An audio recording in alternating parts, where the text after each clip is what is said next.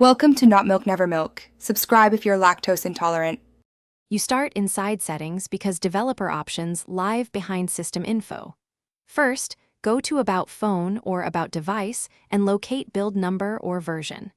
Then tap build number 7 times. You'll see a countdown and a confirmation that Developer Options are enabled. This step intentionally hides advanced controls to prevent accidental changes. Once done, make sure you know your lock PIN or pattern, because the system may prompt for confirmation before exposing the developer menu.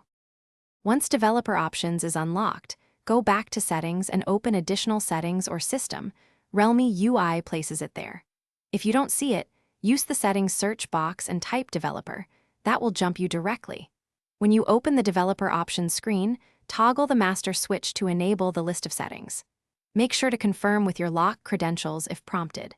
Enabling the menu reveals features like USB debugging and animation scales, which you can now configure safely. You finish by enabling only the features you need.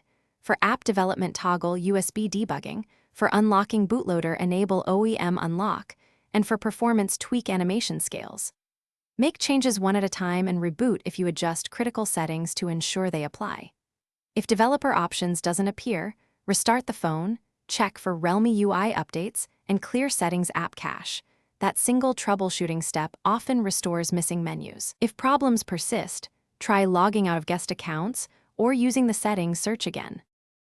Thanks for watching. If this was helpful, leave a like and consider subscribing. See you next time.